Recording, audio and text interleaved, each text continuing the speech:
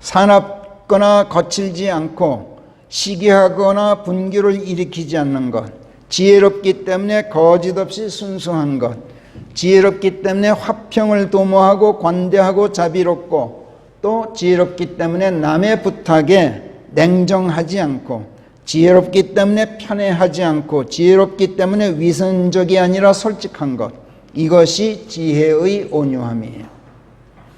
이것이 하나님의 의의 열매예요. 이것이 하나님의 말씀들을 배우고 가르침받은 결과다라는 거예요. 성령께서는 이 결과, 하나님의 말씀들을 배우고 가르침받은 이 결과를 성경에서 성령의 열매라고 말씀하셔요. 성령의 열매가 뭡니까? 갈라디아서 5장 22절 23절에 의하면 성령의 열매는 사랑이에요. 기쁨, 화평, 오래 참음으로 표현되는 사랑.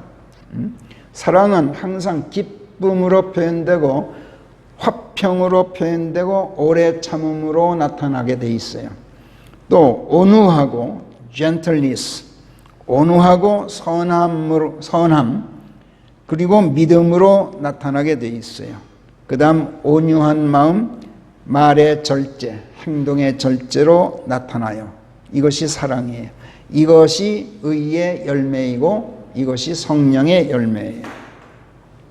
서로 기쁨을 도모하고 서로 평화를 도모해서 오래 참고, 어떤 사람 어떤 경우에도 정중하고 온유한 언행, 하나님과 한 몸 되어 있는 데서 나오는 선한 행실, 그리고 서로 삿대질하면서 다투고 싸우는 일 없이 서로 겸손하고 또 함부로 짓거리지 않는 절제된 언어와 행동, 이것을 금지할 법은 없다.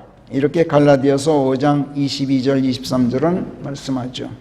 그리고 24절 25절에서 24절 25절 사람들이 갈라디아서 22장 23절은 읽는데 그 다음은 안 읽어요.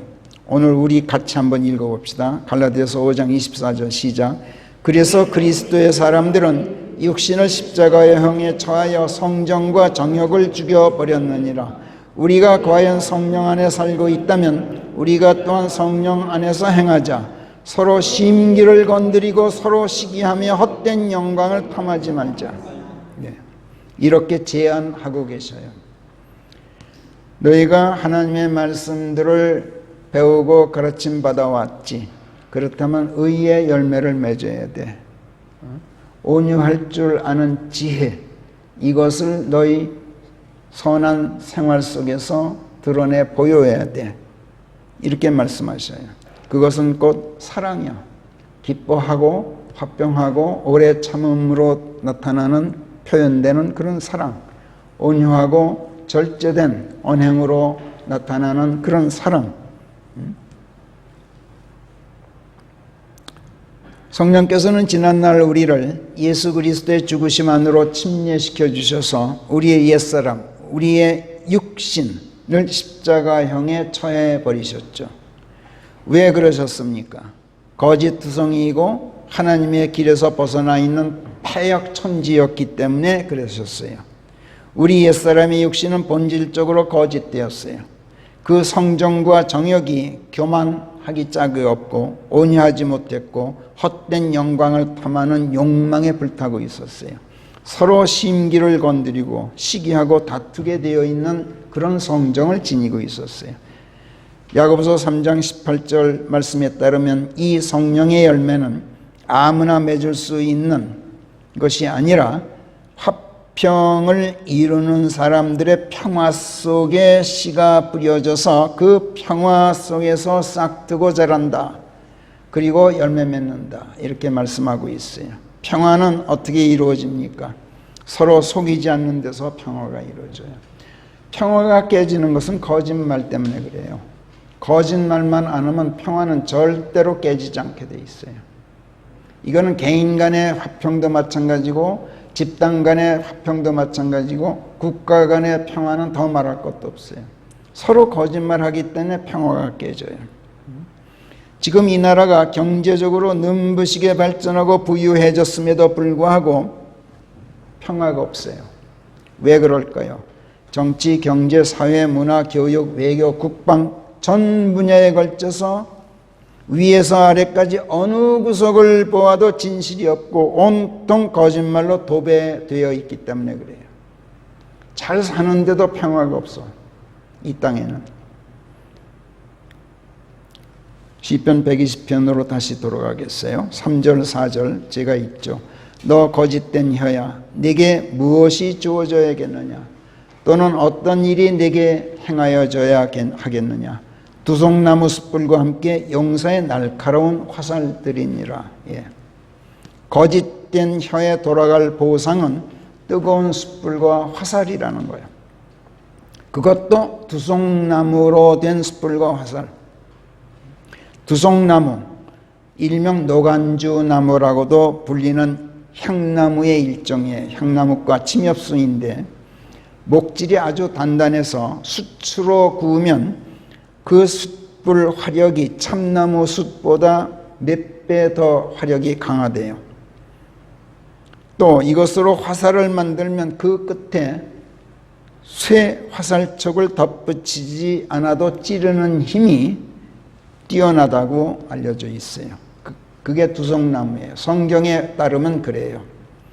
이사야서 6장에서 이사야 선지자가 하늘의 성전에 스랍들이 둘러서서 거룩 거룩하시도다, 만군의 주께서 거룩하시도다 하면서 온 땅이 그분의 영광으로 가득하도다, 이렇게 서로 스랍들이 쳐다보면서 찬양하고 있는 모습을 봤죠. 그리고 높이 들린 보좌에 앉아 계신 주 하나님을 영 안에서 보았어요.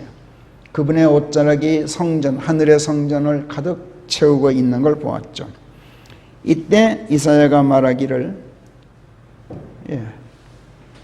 내게 화로다. 나는 이제 끝났도다. 왜? 이는 내 두 눈이 만군의 주이신 그 왕을 배었음인즉 내가 더러운 입술을 가진 인간이요. 여기서 더러운 입술이 또 나와요. 더러운 입술을 가진 백성 한가운데 내가 살고 있으면서 내가 그분을 보았기 때문이다. 이렇게 가슴을 쳐요. 아, 나는 이제 죽었구나.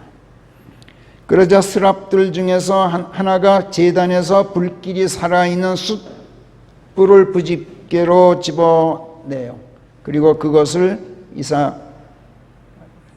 스랍이 들고 와서 이사야에게로 날라와요. 그리고 그 숯불을 이사야의 입에 올려놓고 말합니다. 보라, 이것이 네 입술에 닿았은 즉 네 패역이 제거되고 네 죄가 깨끗하게 되었다. 이렇게 7절이 쓰고 있어요. 이사야서 6장. 패역천지인 사람의 혀, 거짓투성이인 인간의 입술, 이거 깨끗하게 치유할 수 있는 것은 오직 하나님의 숯불이라는 거예요. 그래서 인간의 거짓된 혀에는 하나님의 숯불이 주어져야 하고 그 숯불이 인간의 입술을 태워버려야 한다는 거예요. 열왕기상 19장에서 엘리야 선지자가 아합 왕의 왕비 이세벨의 협박에 겁을 잔뜩 먹고 자기 목숨을 구하려고 광야로 도망친 거 여러분들 잘 알고 계시죠? 그리고 광야로 도망갔는데 하필이면 두송나무 아래에 앉아서 하나님께 기도를 했어요. 하나님, 너무 괴로우니 저 죽게 해주십시오. 이렇게 기도했어요. 오 주여, 이것으로 족합니다. 이제 제 생명을 가져가십시오. 제 선조들보다 제가 더 나을 것이 하나도 없습니다. 이렇게 열왕기상 19장 4절에서 기도해요. 그가 자기 선조들보다 나을 것이 없다는 고백은 참말일지 모르겠어요. 그러나 이제 족하니 그만 죽여주십시오 한 요청은 새빨간 거짓말이었어요. 그렇잖아요. 죽을 각오가 되어 있는 사람이 목숨 구하려고 광야로 도망을 외쳤어요.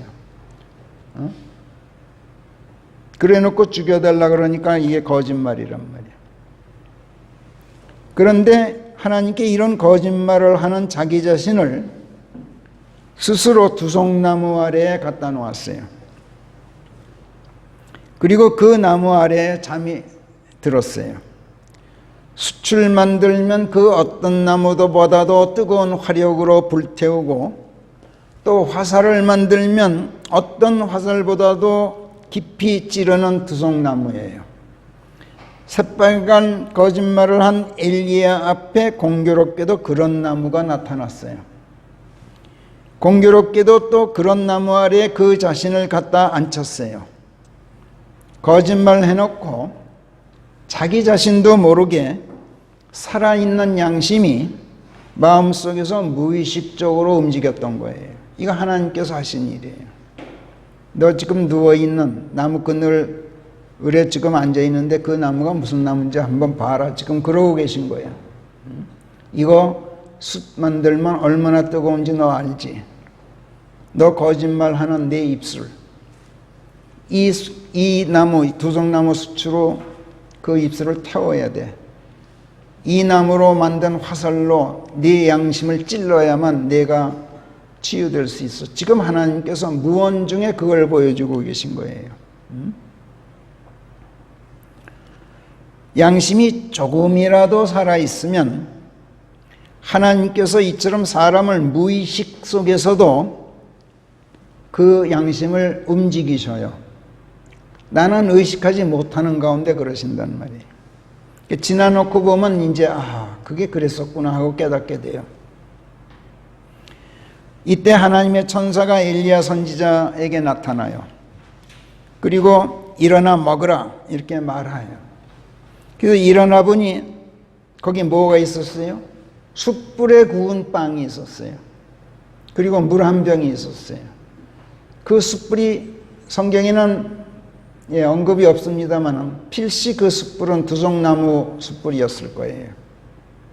근데 엘리야 선지자의 입술을 태우는 그런 숯불이 아니라 빵을 구워 보여주셨어요. 네 입술을 구워야겠다면 그 대신 빵을 구워서 너를 먹인다.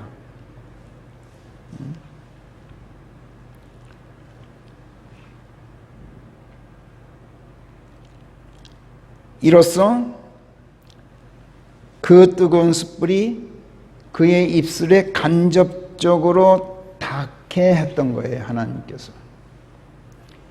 그러나 엘리야가 그것을 깨달았는지는 알 수가 없어요. 그는 그 빵을 먹고 물을 마셨어요. 그리고 다시 두송나무 아래에 몸을 눕혀요. 그러자 하나님의 천사가 다시 와서 그를 깨우면서 말해요. 일어나 먹어라. 이는 여행길이 너에게 너무 힘들미라. 그래서 그가 일어나 먹고 마신 다음 기운을 차리고 나서 40일 낮과 40일 밤을 걸어서 하나님의 산 호렙에 이르게 되죠. 그리고 한 동굴에 들어가 유숙합니다. 그러자 하나님의 말씀이 그에게 임해요. 엘리야야, 네가 여기서 무엇을 하고 있느냐? 엘리야가 대답합니다. 저는 지금까지 만군의 주 하나님을 위하여 매우 열성적이었나이다. 그의 이 말은 사실이에요. 거짓말이 아니에요. 그러나 이런 자기 변명으로 이세벨의 협박에 겁먹고 목숨 부지하려고 도망친 그 떳떳지 못한 처지를 정당화할 수는 없어요. 여기서 잠깐 엘리야 선지자가 하나님께 저는 매우 열성적이었습니다 라는 말을 킹제임스 성경이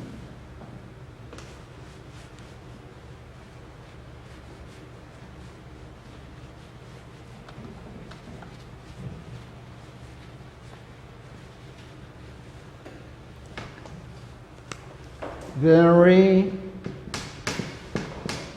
jealous 라고 표현하고 있어요. 우리말 역본들이 대단히 질투하였습니다 이렇게 했죠. 아니, 저는 지금까지 만군의 주 하나님을 위하여 매우 질투하였습니다. 이게 무슨 뜻이야? 우리는 이것을 매우 열성적이었습니다 저는 매우 열정적이었습니다. 이렇게 옮겨요. 이 단어를 이 단어로 바꿔 옮기는 거예요. zealous. zeal, 열정이란 뜻이에요.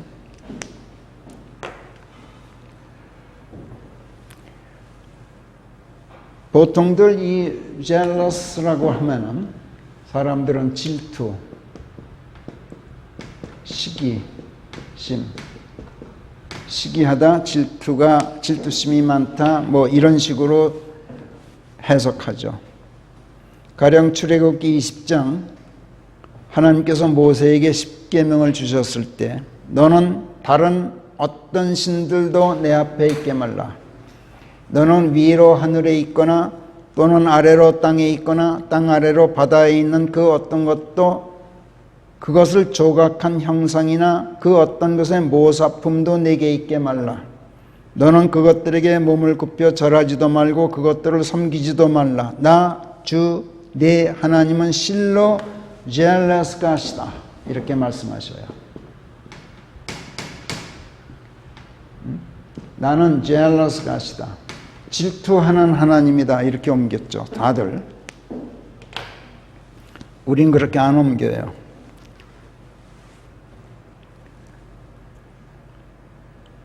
나를 미워하는 자들은 3대 4대 이르기까지 그 아비들의 패역을 그 자식들을 위해서 찾아보고 나를 사랑하고 내 계명들을 지키는 자들에게는 1000대 이르기까지 자비를 보이느니라.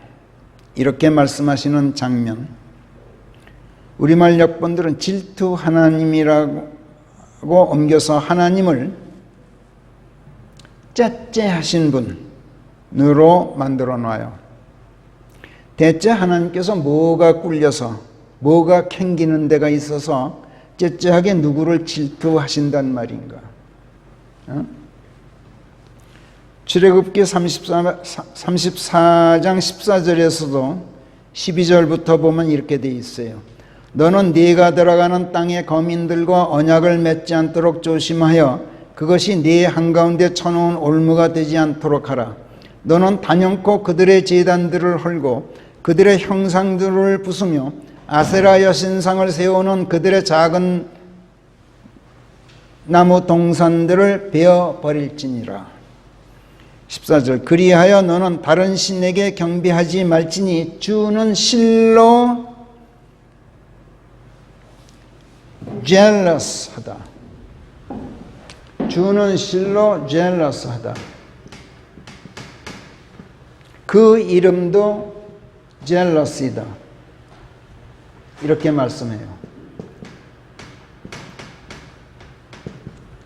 하나님의 이름도 질투라는 거예요. 여기서도 역본들은 전부 주는 질투라는 이름을 가진 질투하는 하나님이라 이렇게 옮겨놨어요. 자, 하나님께서 설사 질투심이 많으시다 합시다. 그렇더라도 다른 신이 있어야 질투라도 하실 거 아니에요. 그렇죠? 설사 다른 신이 있더라도 다른 신을 질투하실 만큼 하나님께서 그렇게 째째하고 옹졸하신 분인가? 또 내가 다른 신을 섬기면 하나님께서 그 다른 신을 질투하실 일이지 왜 나를 질투하신단 말인가? 왜 나를 질투하셔서 3대 4대에 걸쳐서 나를 쫓아다니시면서 내 조상들의 패역을 내게서 찾아내시려 하신단 말인가? 그렇잖아요? 에스겔서 39장 25절에 보면 하나님께서 이렇게 말씀하셔요. 주 하나님이 말한다. 이제 내가 야곱의 포로된 자들을 다시 데려오겠다. 느부갓네살 손에 사로잡혀가 있는 그 내 백성 다시 데려오겠다. 이스라엘 집 전체 위에 내 자비를 베풀고 내 거룩한 이름을 위해서 내가 I will be jealous 라는 말이 나와요. 여기서도 내 이름을 생각해서라도 이스라엘 자손을 내가 반드시 데려오겠다. 내가 질투하겠다. 이렇게 번역을 해놨어요. 이게 무슨 뜻이야 도대체? 정신 나간 사람들이야, 그 사람들. 한킹이고 흠킹이고 다 그렇게 해놨어요. 놀랍게도 개역본은 제대로 번역했어요. 이 장면에서 에스겔서 이 39장 20절에서는 25절에서는 질투라는 말을 안 쓰고 내가 열성을 불태우겠다 이렇게 해놨어요. 제대로 번역을 했더라고요. 근데 오히려 킹제임스 성경을 빙자한 역본들을 이렇게 엉터리를 해놨어요. 참 우스꽝스럽죠. 3판 4판을 찍으면서 내 고쳐지기를 기대했는데 계속 오늘날까지 고치질 않고 있어요, 그 사람들. 하나님께서는 이스라엘 백성을 그들의 패역을 응징하고 정신 차리고 돌이키게 하시려고 바빌론의 손에 넘기셨어요. 그러나 자비를 베푸시고 또 그들의 조상들과 맺은 당신의 언약을 기억하셔서 당신의 이름, 즉 당신께서 이르신 그 말씀들을 이행하시려고 이스라엘 백성이 남의 나라에 포로되어 사로잡혀가 있는 것을 방치하지 않고 다시 데려오시기 위해서 모든 열성을 다하기로 작정하셨단 말이야.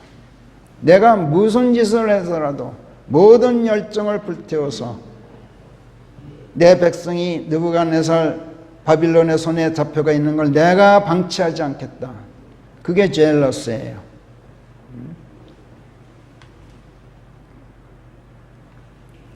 내 거룩한 이름을 위하여 방치하지 않고 열성을 다하겠다. 이렇게 다짐하셨단 말이에요. 여호수아서 24장 14절 15절에서 여호수아가 백성에게 이렇게 말해요. 그러므로 이제 주를 두려워하고 전심으로 참답게 그분을 섬기며 너희 선조들이 큰 강 건너편 이집트에 섬기던 다른 신들을 치워버려라.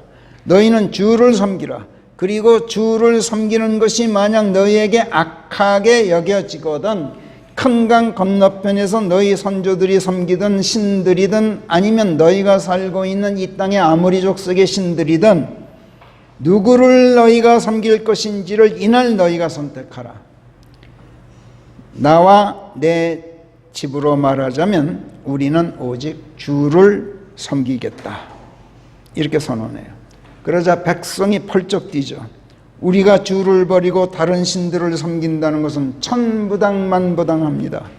이집트 땅 그 노예의 집에서 우리와 우리 선조들을 꺼내어 데리고 나오시고 우리의 면전에서 큰 표적들을 행하셨으며 우리가 지나갔던 모든 길에서 그리고 우리가 가로질러 왔던 모든 백성 가운데서 우리를 지켜 보호하셨던 분이 주 우리 하나님 그분이십니다. 주께서는 또 우리 앞에서 모든 백성 그 땅에 살고 있던 아모리 족속을 몰아내 주셨습니다. 그래서라도 우리가 또한 주를 섬기겠습니다. 정녕 그분께서 우리의 하나님이십니다. 백성이 사실대로 그냥 여호수아의 그 질타를 받자 이렇게 제대로 고백하면서 대답을 했어요. 그런데 여호수아가 백성에게 아주 냉혹하게 대꾸합니다. 19절에 보면은 너희는 주를 섬길 수가 없다. 왜? 그분께서 거룩하신 하나님이시기 때문이다. 근데 너희는 거룩하지가 못하다. 그런 다음에 하는 말이 그분께서는 jealous한 하나님이시다. 그분께서는 a jealous God이다. 그분께서는 너희 범법들이나 너희 죄들을 용서하지 않으실 것이다. 이렇게 말해요. 여기서도 우리말 역분들은 그분께서는 질투하시는 하나님이시다. 이렇게 번역을 해서 무슨 뜻인지 모르게 해놨단 말이야. 또 하나님을 째째하고 아주 초라한 신으로 이렇게 전락시켜 놨어요. 한번 생각해 보세요. 내가 어떤 여자를 사랑하는데 그 여자가 다른 남자를 좋아하는 것 같아. 그러면 내가 질투심에 불타요. 그런데 그 질투의 화살은 어디를 향합니까? 내가 사랑하는 여자가 아니라 그 남자를 향하게 돼 있잖아요. 질투심이란. 질투란 원래 그런 거예요. 그런데 내가 다른 신을 섬길 때 하나님의 젤러시는 다른 신에게 향하는 게 아니라 나를 향해서 불길을 태우고 있어요. 그래서 3대 4대에 걸쳐서 내 조상의 패역을 끝까지 방치하지 않고 방심하지 않고 끝까지 들춰내시려고 하나님께서 모든 열성을 다 쏟으신단 말이야. 그러니까 성경이 말씀하는 이 젤러시는 질투나 시샘이 아니에요. 이것은 하나님의 이 젤러시는 나의 배신, 나의 탈선, 그 죄를 절대로 방치하지 않고 그냥 내버려 두지 않으시는, 그냥 넘어가시는 법이 없는, 끝까지 경계하고 끈질기게 추궁하고 응징하고 바로잡으시는 하나님의 그 집요한 열정, 그걸 말한단 말이에요. 내가 가지고 있는 영어 사전도 이 단어를 이렇게 정의해 놨어요.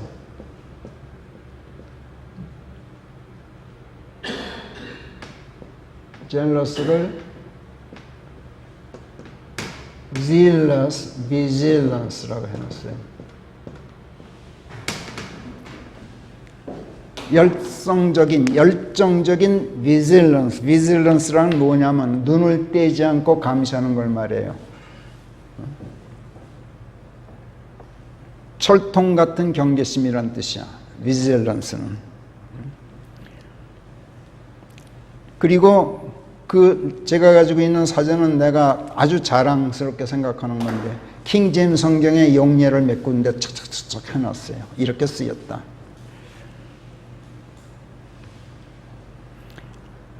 우리말 사전도 제대로 된 것 보면 다 나와요, 이게. 근데 그런 건 전부 무시해버려요. 이게 왜 이렇게 했느냐? 그 이유를 제가 추적해봤는데 중국 성경하고 일본 성경을 옛날 그거를 그대로 따랐어요. 그래서 이런 결과가 나왔어요. 적어도 킹제임스 성경이란 타이틀을 붙였으면 정신 좀 바짝 차리고 하나님의 말씀을 이렇게 보면 금방 나타나는데 그걸 이 사람들이 안 해요. 무슨 생각들을 하고 있는지. 그래서 우리가 출애굽기 20장 5절에서 나 주 네 하나님은 이렇게 옮겨요. 한시도 방심하지 않고 경계하는 하나님. jealous God을 이렇게 옮겨요. 출애굽기 34장 14절에서도 주는 실로 그냥 넘어가지 않는 끈질긴 하나님. 그래서 그 이름도 방심하지 않는 자 이렇게 옮겨요. 여호수아서 24장 19절에서도 그분께서는 방치하지 않으시는 하나님 이렇게 우리가 옮겨요. 이렇게 해서 다른 우리말 역본들이 째째하고 옹졸한 분으로 전락시켜 놓은 하나님의 권위를 우리가 회복시켜 드리고 있는 거예요. 열왕기상 19장으로 돌아가서 엘리야 이야기를 마저 끝내보겠어요. 엘리야가 10절에서 하나님께 저는 지금까지 만군의 주 하나님을 위하여 very zealous, 매우 열성적이었나이다 하고 자기 변명을 하죠. 그런 뒤에 이스라엘 자손은 주와의 언약을 버리고 주의 제단을 헐었으며 주의 선지자들을 칼로 죽였나이다. 그리고 오직 저만 혼자 남았는데 그들이 제 목숨도 노리고 그것을 빼앗으려 하나이다. 이렇게 하나님께 고해요. 그래서 도망쳐 나왔다는 얘기야. 그러니까 도망쳐 나온 이유를 지금 자기 변명을 하고 있는 거예요. 그런데 이 말 또한 참말과 거짓말이 뒤범벅이 되어 있는 해명이에요. 이스라엘 자손이 하나님과의 언약을 어긴 건 정말이에요. 하나님의 선지자들을 많이 죽인 것도 사실이에요. 그런데 오직 엘리야 혼자만 남았다? 이건 새빨간 거짓말이에요. 열왕기상 앞장에서 18장 3, 4절은 이렇게 말해요. 열왕기상 18장 3절에서 그 당시 오바댜 선지자죠. 오바댜는 주를 크게 경외하고 있어 이세벨이 주의 선지자들을 멸절시킬 때 오바댜가 선지자들 100명을 데려다가 동굴 한 곳에 50명씩 숨겨놓고 빵과 물로 그들을 먹여 살렸을 정도였더라. 이렇게 성령께서 증언하고 계셔요. 그러니까 엘리야 혼자만 남았다는 것은 엘리야의 말은 그건 거짓말이야. 오바댜가 100명의 선지자들을 이세벨의 눈을 피해서 감춰놓고 동굴에 숨겨놓고 먹여 살리고 있었어요. 그런데 엘리야는 오직 저만 혼자 남았습니다 하고 거짓말을 하면서 자기가 도망쳐 나온 것을 정당화하려고 째째하게 떳떳지 못한 자기 변명을 하고 있는 거예요. 그러면서 앞에서 오 주여 이것으로 족하오니 이제 제 생명을 가져가소서 하고 하나님께 간구했던 것이 거짓말이라는 걸 자기 스스로가 털어놓고 있는 거야 지금. 그런 그에게 하나님께서 말씀하셔요. 앞으로 나오라. 산 위로 올라가 주 앞에 서라. 너 거짓말 하지 말아라. 이렇게 지적하신 게 아니라 야, 너 이리 나와. 너 내 산에 올라와서 내 앞에 서봐. 떳떳하지 않는 변명 늘어놓고 숨어 있지 마라. 하나님 앞에 당당히 서서 어디 한번 정직한 태도를 취해봐. 이렇게 말씀하셨던 거예요. 그리고 하나님께서 그 앞을 지나가시는데 강한 바람이 산들을 갈갈이 찢어요. 바위들을 산상조각내요. 바람이. 지진이 일어나 천지를 뒤흔들어요. 하나님의 무서우심을 보여주고 계신 거예요. 참말을 슬쩍슬쩍 산말 속에 거짓말을 섞어가면서 하나님 앞에 거짓말하는 엘리야 선지자에게 하나님께서 무시무시한 장면을 보여주고 계신 거예요 지금. 그리고 불이 떨어져 기만적인 입술, 거짓투성이 혀에 대한 하나님의 무서우심 여실히 지금 보여주고 계셔요. 그런데 산을 갈갈이 찢고 바위들을 산산조각내던 그 무서운 바람 속에 또 천지를 뒤흔드는 그 지진 속에 또 땅에 떨어지는 그 불 속에 천만다행으로 하나님께서는 계시질 않았어요. 참 성경에 이런 기록들이 참 재밌어요. 그러나 어디에도 하나님 그 속에는 계시지 않더라. 만약 그 폭풍, 그 지진, 그 불 속에 하나님께서 계셨다라면 어떻게 될까요? 엘리야가 살아남지 못했겠죠. 하나님의 인자하심은 이처럼 그분의 무서우심 가운데에서 나타나요. 그 무서우심 안에 하나님의 인자하심이 숨어 있단 말이야. 그리고 그 인자하심 속에서 그의 거짓됨을 지적하고 호통치시는 것이 아니라 지적은 하시는데 호통치시는 게 아니라 그 다음에 아주 유명한 말이 나와요. 하나님의 미세한 음성이라는 말이 여기서 나와요. 그리고 불 뒤에 정적이 깃들고 미세한 음성이 들리더라. 엘리야가 그것을 듣고 그의 덮개옷으로 얼굴을 감싸고 밖으로 나가 동굴 입구에 섰더라. 무서워서 덮개로 얼굴 덮은 게 아니야. 창피해서. 그러니까 조금이라도 양심이 살아있기 때문에 하나님께서 그 양심을 살짝살짝 건드리시는 거야. 인자하심으로. 그러니까 부끄러워서 덮개로 얼굴을 가려요. 하나님 앞에서. 덮개 옷으로 얼굴을 감싸고 밖으로 나가 동굴 입구에 섰더라. 그러자 보라 그에게 한 음성이 임하여 말씀하시기를 엘리야야 내가 여기서 무엇을 하느냐 하시는 것이더라. 엘리야가 여러분 이 장면에서 거짓말하고 싶어서 했겠어요? 그러나 그는 분명히 거짓말을 했어요. 하고 싶어서 한 게 아니라 거짓말이 절로 튀어나온 거예요. 이것이 바로 모든 사람이 갖고 있는 인간의 본성적 특징이에요. 의도적으로 정신 똑바로 차리고 있지 않으면 나도 모르게 거짓말이 내 입 밖으로 나오게 돼 있어요. 이것을 하나님께서 모르실 리가 없어요. 그래서 하나님께서 엘리야에게 정신 차리고 진실을 고할 기회를 또 한 번 주셔요. 여기 이 장면에서. 내가 여기서 무엇을 하느냐. 그런데 엘리야는 하나님의 그 인자하고 온유한 배려에 또 거짓말로 배신을 하고 말아요. 또 한 번 같은 말을 해요.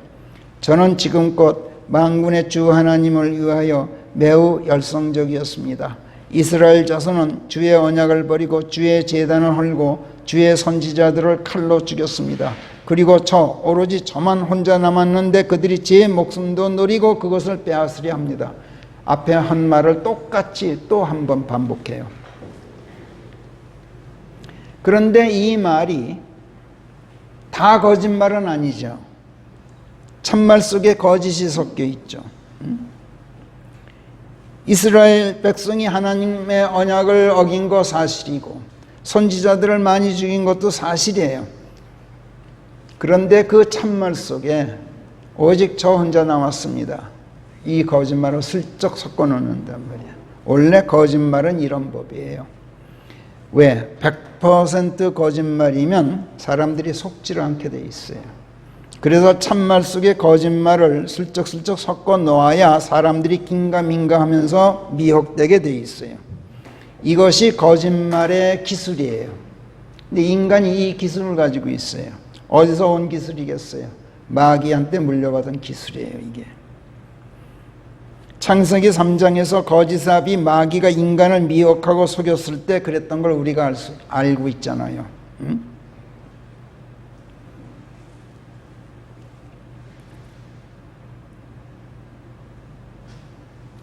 그러자 뱀이 그 여자에게 말하기를 너희가 반드시 죽지는 않으리라. 거짓말이죠. 그 다음에 5절에서 사실은 너희가 거기 달린 것을 먹는 날에는 너희 눈이 열려서 너희가 선과 악을 아는 신들처럼 되리라는 것을 하나님께서 알고 그러시는 것이라. 이건 참말이에요. 이 참말 속에 너희는 반드시 죽지는 않으리라는 거짓말을 살짝 섞어 놨단 말이에요. 아브라함도 똑같은 거짓말을 했어요. 참말 속에 거짓말을 섞여 넣어요. 창세기 12장에서 자기 아내 사라를 자기 누이라고 속인 거 2번씩이나 그랬죠. 이집트에서 한 번, 이집트의 파라오 앞에서 한 번, 그랄 왕 아비멜렉 앞에서 한 번. 똑같은 짓을 했어요. 근데 자기 누이인 거 사실이에요. 사라가. 그런데 자기 아내인 것도 사실이죠. 근데 그건 숨겼단 말이야. 그러니까 참말 속에 거짓말을 섞어서 사람을 속였어요. 이 거짓말의 기술을 파라오에게 써먹고 또 아비멜렉에게 써먹었어. 이 두 번 다 하나님께서 개입하지 않으셨더라면 아비멜렉이 또는 파라오가 큰일 날 뻔했어요. 아비멜렉이 아브라함을 추궁할 때 네가 우리에게 이 무슨 짓을 한 것이냐? 내가 너에게 무엇을 잘못했다고 네가 이 큰 죄를 나와 내 왕국에 안겼더냐? 해서는 안 될 짓을 내가 내게 하였도다. 이때 아브라함이 변명한 말이 이곳에는 하나님을 두려워함이 없어 저들이 내 아내 때문에 나를 죽이겠구나 하고 내가 했기 때문이었어. 게다가 그녀가 내 누이인 것도 사실이요. 그녀는 내 어미의 딸은 아니지만 내 아비의 딸이요. 그런데 그녀가 내 아내가 되었다오. 이렇게 얘기를 해요. 이건 전부 사실이에요. 그냥 이복 동생이에요, 사라가. 이걸 2번씩이나 거짓말을 했어요. 뭘 말해요? 인간의 심성이 본디 그렇다는 것을 보여주고 계신 거예요. 성령께서, 성경을 통해서. 한 번으로도 족할 텐데 아브라함도 2번씩이나 했어. 부전자전이라고 이삭도 그랬던 걸 우리가 성경에서 읽죠. 거짓말이 참말 속에 도사리고 있기 때문에 땅 속에 숨겨놓은 지뢰만큼 거짓말이 무서워요. 거짓말이 무서운 이유는 참말 속에 섞여 있기 때문에 무서운 거예요. 땅 속에 지뢰 같았고, 그런데 지금 엘리야가 이런 기술을 하나님께 써먹으려고 시도했어요. 감히 하나님께. 이런 그에게 하나님께서 넌지시 아주 점잖게 미세한 음성으로 말씀하시죠. 내가 이스라엘 안에 7,000명을 내게 남겨두었다. 그 모든 무릎들이 바알에게 절하지 않은 무릎들이다. 그 모든 입들이, 여기서 입 이야기가 나와요. 하나같이 바알에게 입맞춤을 하지 않은 입들이다. 이 말씀 앞에서 엘리야의 양심이 얼마나 찔렸을까요? 하나님께서는 알고 계셨어요. 결국 하나님께서는 끝까지 엘리야를 버리지 않으셨어요. 버리기는커녕 끝까지 그와 함께 하셨고 종래는 그를 산 채로 하늘로 데려가셨던 걸 우리가 성경에서 읽죠. 이런 데서 우리가 용기를 얻게 돼요. 선지자 중 대선지자요, 성경에 등장하는 하나님의 사람들 중 가장 위대한 사람 첫 손가락을 꼽아도 될 엘리야도 마음속 양심은 꿈틀거리고 있었지만 그 입술, 그 혀는 하나님 앞에서도 거짓말을 거침없이 했어요. 천하의 엘리야가 그랬을진데 우리야 더 말해서 못하겠어요. 우리는 거짓말을 해도 참말 속에 거짓말을 슬쩍 섞을 만한 지혜도 충분히 없어요. 또 무의식적으로나마 나도 모르는 사이에 두성나무 아래에 몸을 눕힐 만큼의 양심도 없어요, 우리에게는. 그래서 하나님께서 엘리야에게 그러하셨듯이 미세한 음성으로 인자한 음성으로, 미세한 음성으로 자비롭게 우리의 잘못을 지적해서 우리의 양심을 꼬집어 주실 기회도 우리는 잡질 못해요. 그만큼 우리의 양심이 인두로 찢어져 있는지도 몰라요, 지금. 오늘 지금까지 여러분들이 보았듯이 인간은 자기도 모르는 사이에 본성적으로 거짓말을 하도록 타고났어요. 그래서 아무리 완전해 보여도 인간은 누구나 자기도 모르게 조금은 교만하고 그 혀가 거짓되고 무지한 피를 흘리게 돼 있고 사악한 생각을 궁리하는 버릇이 있고 본의 아니지만 조금이나마 남에게 해코지하는 버릇이 있어요. 필요하면 거짓 증언도 불사해요. 지나놓고 보니까 형제들 사이에 불화의 씨를 뿌렸구나 하는 후회도 해야 할 일이 누구에게나 있게 마련이에요. 하나님께 혐오스러운 7가지 일들 중 한둘은 누구에게나 있다는 얘기예요. 문제는 이것을 시인하고 고백할 만한 양심이 있느냐 하는 거예요. 시편 120편에서 다윗도 자기 입술의 거짓됨을 고백하고 있어요. 그 혀에서 자기 혼을 건져달라고 간구하고 있어요. 그리고 그 거짓된 혀에 떨어질 것은 두성나무 숯불과 날카로운 두성나무로 만든 화살들 뿐이라고 자기 스스로를 정죄하고 벌받아 마땅합니다 하고 스스로 인정하고 있어요. 그러면서 5절에서 뭐라 그래요? 제가 메색에 우거하다니요, 제가 케다르의 장막에 거하다니요, 제가 화를 입게 되었습니다, 이렇게 말하고 있어요. 메색은 고메르나 마곡 또는 마다이, 야완, 투발, 티라스 같은 자들과 함께 야펫의 아들들이에요. 메색은. 케달은 이스마엘의 아들 중 하나예요. 메색의 후손은 훗날 터키에 유입된 타타르족이에요. 케다르는 이스마엘의 후손이라 아랍 족속이에요. 두 족속이 지구상의 온 족속들 중에서 다 전쟁을 좋아하는 아주 사납고 잔인한 민족으로 유명해요.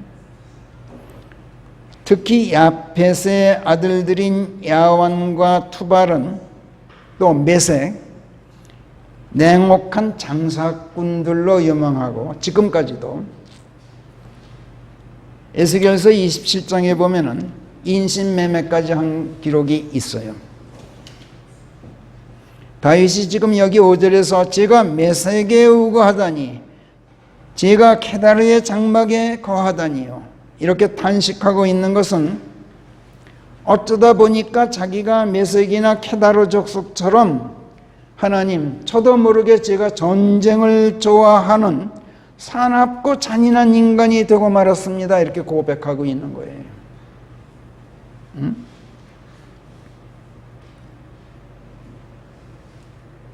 그러면서 6절에서 제 혼이 오래도록 평화를 미워하는 자와 함께 살아왔나이다. 다시 말해서 마음은 평화를 사랑하는데 몸으로는 평화와 거리가 먼 행동을 제가 해왔습니다, 이렇게 토로하고 있는 거예요. 바꿔 말해서 마음과 행동이 다를 수밖에 없는 이유, 마음이 몸을 속이고 몸이 마음을 배신하는 이유, 그러니까 마음도 거짓되고 몸의 행실도 속임수 투성이가 되지 않을 수 없음을 지금 해명하고 있는 거예요. 그래서 자기가 번뇌하면서 자기 혼을 거짓된 입술 기만적인 혀에서 건져달라고 간청하고 있는 것인데, 앞에서도 말했듯이 이런 번뇌는 그래도 양심이 조금이라도 살아있는 사람이나 겪는 갈등이에요. 이런 번뇌를 우리가 해봤느냐 말이에요. 다른 사람의 거짓말은 우리가 비난하고 지적하고 욕해도 내 거짓말하는 입술, 혀 때문에 번뇌해봤느냐 말이에요.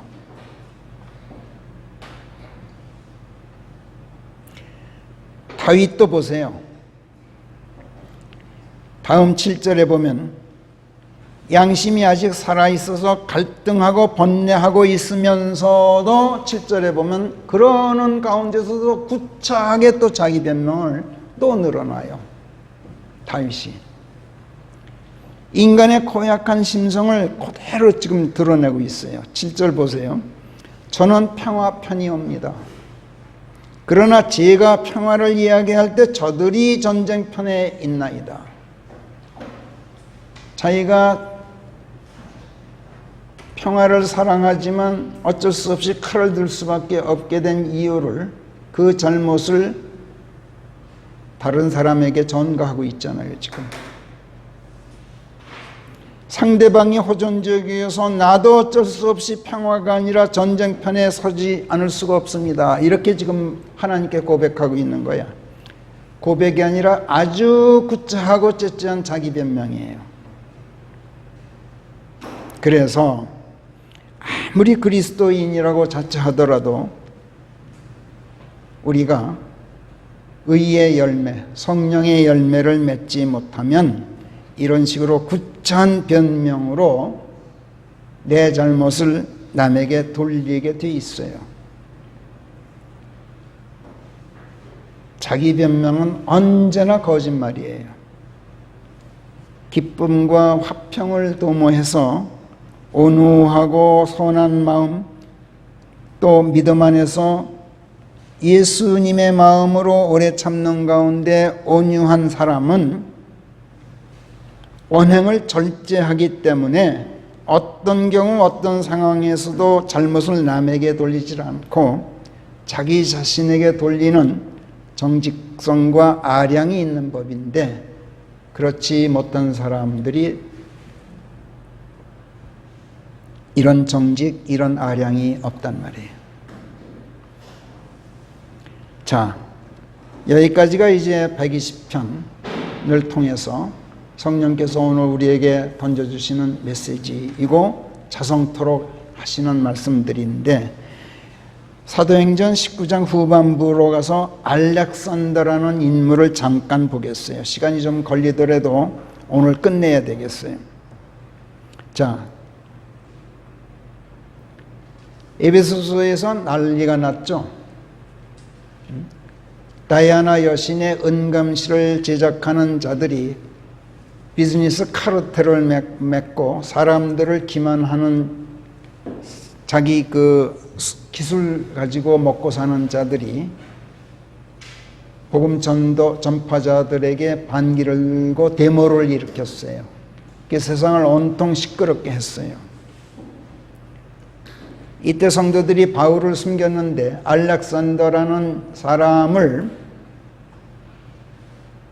유대인들이 시위 군중 앞으로 끌고 나가요. 극장에 모였을 때. 이때 알렉산더가 군중 앞에 서서 손을 흔들어서 시위 군중들을 잠잠케 하려고 시도했는데 성령께서 이렇게 쓰고 있어요. 자기 변호를 하려고 그랬다. 이렇게 쓰고 있어요. 이 말이 그냥 보통 이 얘기가 아니에요.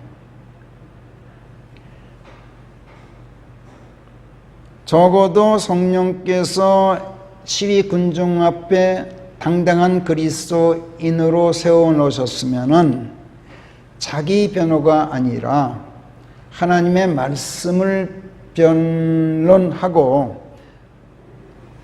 바울을 위시한 복음 전도자들을 변호할 수 있는 용기가 있어야 될 텐데, 그러진 않고 자기 변호를 위해서 여러분 좀 조용히 좀 해 주십시오 이렇게 했다는 거예요.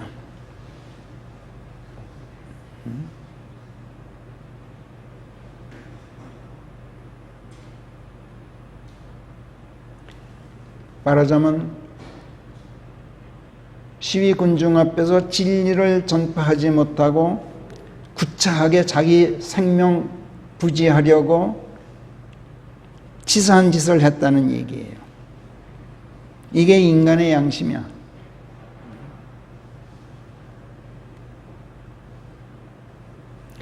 기묘한 요술을 부리던 많은 자들이, 요술을 부리는 요술사들은 요술로 밥 먹고 사는 사람들이야. 그 요술하는 기술을 가르쳐주는 요소들을 보고 이제 공부를 해요. 그런데 그 책을 전부 들고 나와서 바울 앞에서 사람들이 보는 데서 그걸 전부 불태웠어요. 자그마치 5만 냥 분이나 됐다 그래요. 요즘 돈으로 계산하면 수억 원어치 되는 것 같아요. 말하자면 하나님의 말씀 앞에서 사람들을 속여서 먹고 사는 치사한 생업을 벌이는 용단을 내렸다는 얘기야. 그런데 은감실을 만드는 헬라인들은 그 반대로 그 치사한 직업을 옹호하기 위해서 오히려 복음 전도자들에게 반기를 들고 데모를 하기 시작했단 말이야. 그런 군중 앞에서 알렉산더가 자기 변호를 하려고 구차하게 나섰던 것을 성령께서 꼬집고 계신 거예요.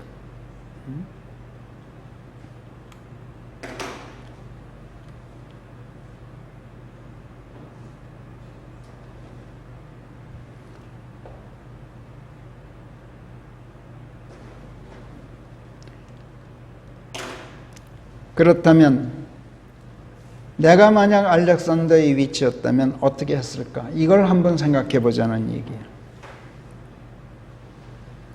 우선 하나님께 감사한 것은 나나 여러분이나 요술사들처럼 또는 은감실 제작자들처럼 남을 속여서 먹고 사는 것을 생업으로 삼는 그런 직업에 종사하지 않도록 하나님께서 인도하신 것이 첫째 감사해요. 거짓말로 사람들을 현혹하고 먹고 사는 떳떳지 못한 생업에 종사하지 않게 된 것이 감사하단 말이에요. 내가 만약 그런 부류에 속했더라면 하나님의 말씀들이 주창하고 역사라는 참된 정의 앞에서 양심을 회복하는 그룹, 앞에서 요술사들은 자기 생업을 전부 저버렸죠. 그 그룹에 속하게 될까? 아니면 반대로 악을 한층 더 공고히 하고 극렬하게 정의에 맞서서 데모나하는 그런 그룹 편에 서게 될까? 이거를 곰곰이 생각해 보도록 성령께서 인도하고 계셔요. 그러나 감사하게도 정치, 경제, 외교, 국방, 문화, 교육, 사회 전 분야에 걸쳐서 하나부터 열까지 기만술로 국민을 우롱하는 거짓말투성이 암흑의 대통령 같은 자리에 내가 지금 앉아 있지 않다는 것, 그가 거느린 거짓말 집단들과 함께 섞여서 푸른 기와 지붕 밑에서 거드름 피지 않고 있다는 것이 감사해요. 그것이 다행스러워요. 아까 말했던 그 조화묵의 정치교수 같은 위선자가 되어서 후배 학생들의 조롱거리가 되지 않는 것도 참 다행스러워요. 하다못해 걸핏하면 머리에 붉은 띠 두르고 나라에 어찌되건 나 먹여 살리는 기업이야 어찌되건 온통 세상을 뒤집어 놓는 무슨 민노총인가 하는 그런 노동폭력 집단의 일원이 아닌 것도 감사해요. 국가 전복을 시도했던 어떤 불순자를 국가 유공자 명단에 올려놓는 암흑의 보훈초장 같은 공무원이 아닌 것도 다행이에요. 무책임하게 거짓 뉴스나 퍼뜨리는 SNS 누리꾼들 중 하나가 아닌 것도 천만다행이에요. 진짜 뉴스를 거짓 뉴스라고 매도하고 국민을 기만하는 정치인들 중 하나가 아닌 것도 정말 고마워요. 그러나 내가 만약 그 자리에 앉아있는 그런 자들처럼 순 거짓말로 먹고 사는 자리에 있다면 내가 하나님의 말씀 앞에서 내 생업을 위협하는 그 말씀 앞에서 내 양심이 어떻게 반응할지 그건 자신이 없어요. 아직 확신이 서질 않아요. 이것이 서글퍼요. 그리고 괴로워요. 그래서 다윗의 번뇌를 이해는 하겠는데 나는 번뇌할 것 같지도 않아요. 그만큼 양심이 인두로 찢어져 있는 거예요. 나라가 이 지경이니 나도 그럴 수밖에 없다고 다윗처럼 구차하게 자기 변호나 해볼까요? 나는 별 볼 일 없는 존재니까 그렇다 치더라도 더 암담한 것은 나라가 이 지경인데도 나라를 이 지경으로까지 몰고 가신 하나님의 의도를 조금이라도 헤아려 보고 반성과 회개를 촉구하는 사람은 그 많고 많은 잘난 그리스도인들 가운데 한 사람도 없어요. 이게 서글퍼요. 그러면서 아무개 대통령 하야하라면서 정권 퇴진 운동이나 하는 그 정치 운동이나 하면서 민중을 선동하고 또 다른 소요를 일으키는 자들만 있을 뿐이에요. 하나님의 깃발을 들고 진리를 외치고 정의를 호소하고 나서는 그리스도인은 아직 없어요. 여기 사도행전 19장에 알렉산더가 그랬단 말이에요. 자기 변호를 하려고.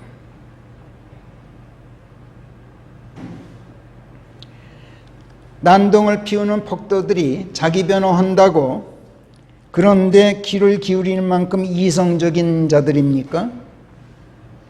그래서 시위꾼들 앞에 서서 그들을 진정시키려고 시도하는 것이 얼마나 어리석은 짓인가를 모르는 거예요.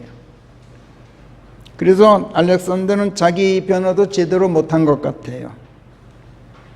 적어도 알렉산더쯤 되는 사람이라면 아까도 말씀드렸듯이 그런 기회에 하나님과 하나님의 말씀을 설파하고 하나님의 정의를 외치고 목숨 걸고 선한 싸움 한번 싸우고 동료 복음 전도자들을 변호하려고 시도했어야 하잖아요. 하나님께서 기회를 주신 거예요. 그런데 겨우 한다는 짓이 자기 변명을 하려고 했다니 뭐라고 하려고 했는지 성경에는 기록조차도 하질 않아요. 보나마나 뻔하기 때문에. 아니나 다를까 디모데전서로 가면은 1장에서 성령께서 바울을 통해서 알렉산더에 대해서 이렇게 훗날 증언하고 계셔요. 디모데전서 1장 18절부터 보면은 내 아들 디모데야 전에 내게로 계속 이어진 예언의 말씀들대로 이 책무를 내가 네게 맡기노라. 그 예언의 말씀들에 의거하여 네가 선한 싸움을 싸울 수 있게 되었다. 19절 믿음과 선한 양심을 굳게 잡고 그리하게 되었다.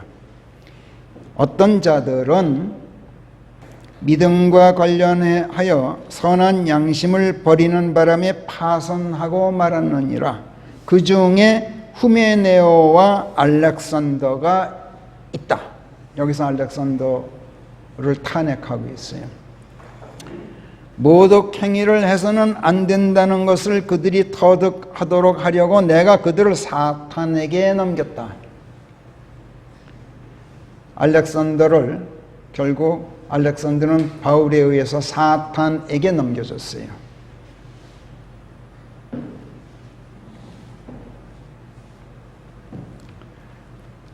알렉산더가 하나님을 모욕한 게 아니라 모독했기 때문에. 모독이 뭔지 우리 잘 배웠죠. 모욕은 대놓고 욕하는 거야. 모독은 떠받드는 척하면서 칭송하는 척하면서 은근슬쩍 깔아뭉개는 게 모독이에요. 더러운 마음 속셈을 감춰두고 하는 말, 그게 모독이란 말이야. 그러니까 참말 속에 거짓말을 섞어 놓는 짓이 모독이에요. 거짓말을 참말 속에 섞어요. 그래서는 안 된다는 것을 깨닫도록 하려고 사탄에게 넘겼다는 거예요. 사탄에게 넘겼다는 것은 무슨 뜻입니까?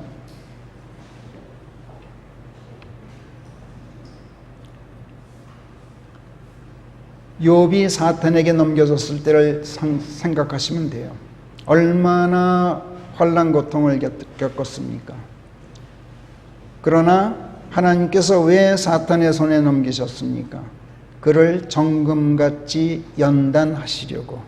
이 또한 하나님의 자비예요.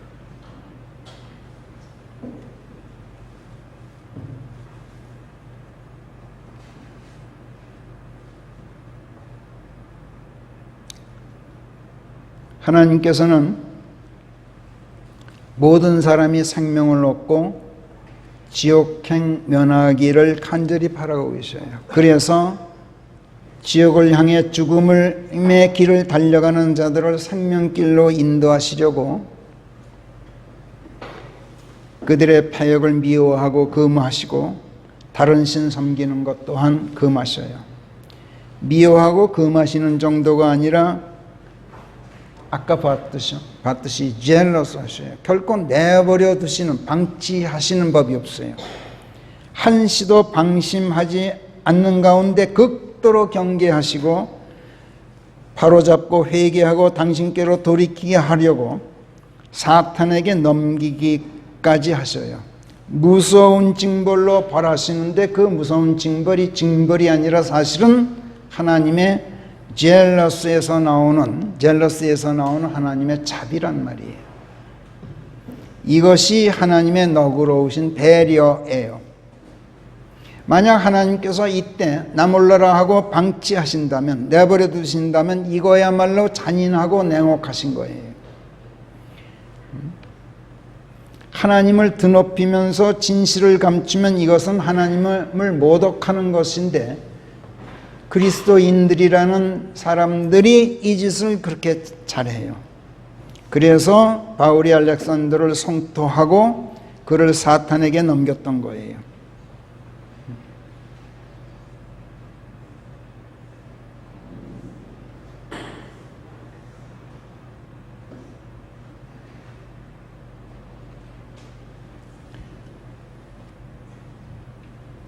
그런데 이것이 하나님의 자비요 너그러우신 배려라 할지라도 저는 오늘 여러분에게 이런 충고를 드리고 싶어요.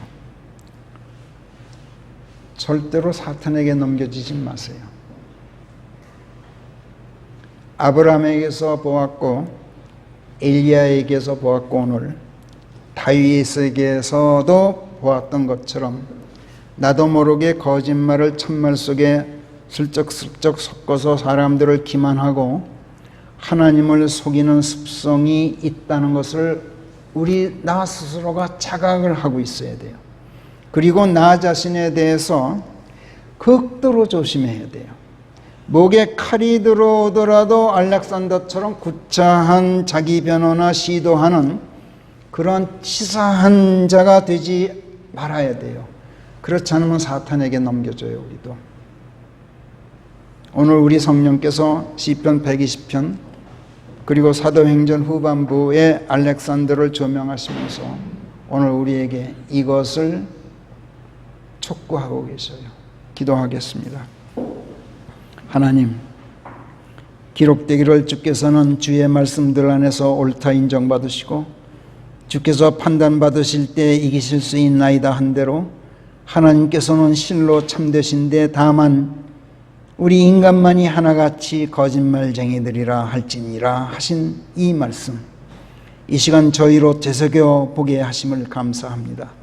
하나님, 나 주 내 하나님은 3대 4대에 이르기까지 아비들의 패역을 그 자식들을 위해서 찾아보는 실로 한시도 방심하지 않고 경계하는 하나님인즉 주는 실로 그냥 넘어가지 않는 끈질긴 하나님이어서 그 이름도 방심하지 않는 자라 하시는 이 말씀 앞에 저희는 참으로 두렵고 떨립니다.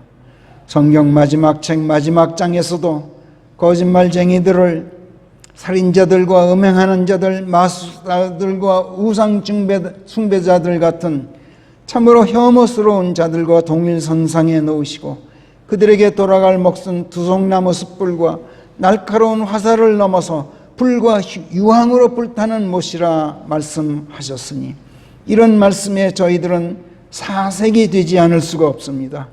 하나님, 저희들을 정신 바짝 차리고 깨어있게 하셔서 저희들의 혀와 입술을 극도로 경계하도록 하시고 저희들은 그것들을 길들일 수 없사오니 하나님께서 저희들의 입술과 혀를 다스리시고 치명적인 독을 내뿜는 혀와 입술로부터 저희 혼을 건져주시옵소서. 어떤 일이 있더라도 아버지 하나님을 찬양하고 복되게 해드리는 이 입에서 더러운 것이 나오지 않도록 저희들을 지켜주시옵소서. 하나님, 이제 9월달로 접어들었습니다. 결실의 계절입니다. 하나님께서 금년 1년도 저희들을 귀한 말씀들 씨 뿌려주시고 먹여주시고 길러주셨으니 농부이신 하나님께 선한 열매 풍성히 맺어드리는 저희들이 될 수 있도록 남은 날들을 아버지께서 잘 지켜주시고 저희들을 계속 보살펴 주시옵소서. 모든 것을 의탁하옵고 우리 주 예수 그리스도의 이름 안에서 기도하옵나이다. 아멘.